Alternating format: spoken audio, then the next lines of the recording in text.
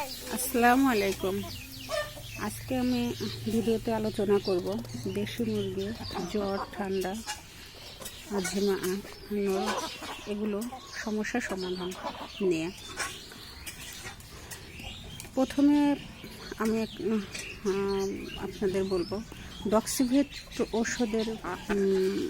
ওষুধটা নিয়ে। আপনাদের যদি এই ভিডিওটা ভালো লাগে তবে সকলে লাইক করবেন, আর দেশ ও দেশের বাইরে যারা ভিডিওটি দেখছেন সবাইকে স্বাগত জানাই। দেখুন, প্রথমে বলছি ডক্সিভেট ওষুধের ব্যবহার। ডক্সিভেট ওষুধ কেন ব্যবহার করবেন, কি কি রোগের কাজ করে ডক্সিভেট ওষুধটা। মুরগি ঝিমানো, পাতলা পায়খানা এসব ক্ষেত্রে এটি ব্যবহার করতে পারেন। যদি এটি ব্যবহার করতে চান তবে কি পরিমাণ ব্যবহার করতে হবে এটি আমরা এখন বলে দেব। এই ওষুধটিতে হচ্ছে প্যাকেটে থাকে 10 গ্রাম। ওষুধটির দাম আপনার 20 টাকা। 1 গ্রাম 1 লিটার পানিতে হচ্ছে আপনারা 1 গ্রাম ব্যবহার করবেন। এটি কিন্তু একটা অ্যান্টিবায়োটিক একটা ওষুধ। এটি আপনারা অতিরিক্ত দিবেন না।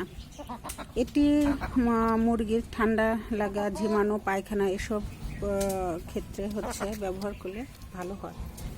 আপনারা ভালো ফলাফল পাবেন এই ডক্সিভেটটি ব্যবহার করলে। আমরা যদি দেখি মুরগির নাকে পানি পড়ে, হা করে নিঃশ্বাস নেয়, মুরগি গড়গড় শব্দ করে, তো সেই ক্ষেত্রে আমরা এই ওষুধটি ব্যবহার করতে পারি।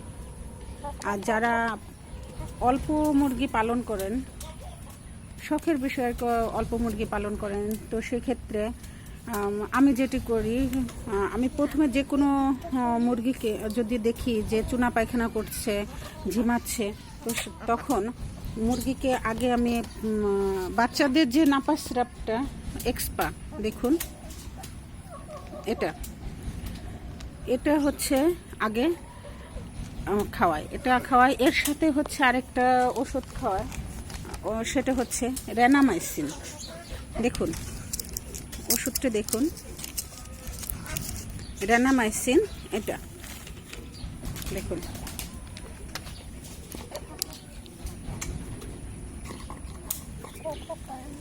রেনামাইসিনটা আপনারা কিভাবে খাওয়াবেন? রেনামাইসিনটা হচ্ছে বড় ডিম পাড়া মুরগির ক্ষেত্রে 6 ভাগের 1 ভাগ খাওয়াবেন। 6 ভাগের 1 ভাগ খাওয়াবেন। তার সাথে হচ্ছে অবশ্যই নাপা সিরাপটা খাওয়াবেন। তো এভাবে খাওয়াবেন আপনারা কয়দিন? এভাবে খাওয়াবেন 3 দিন। আপনারা এভাবে 3 দিন খাওয়াবেন, দেখবেন আল্লাহর রহমতে আপনার মুরগিটা সুস্থ হয়ে গিয়েছে। আর একটা কথা, আপনারা শুধু যে মুরগিটা অসুস্থ হয়েছে ওটে মুরগিটাকেই খাওয়াবেন না। এর সাথে আপনারা হচ্ছে 1 লিটার পানিতে একটা রেনামাইসিন গুঁড়া করে প্রতিটা মুরগিকে খাওয়াবেন। এটা মুরগিকে হচ্ছে দিয়ে রাখবেন, দেখবেন মুরগিটা খেয়ে নিয়েছে। আজকে এ পর্যন্ত। আপনাদের যদি ভিডিওটি ভালো লাগে অবশ্যই লাইক, কমেন্ট ও সাবস্ক্রাইব করবেন চ্যানেলটি। আল্লাহ হাফেজ।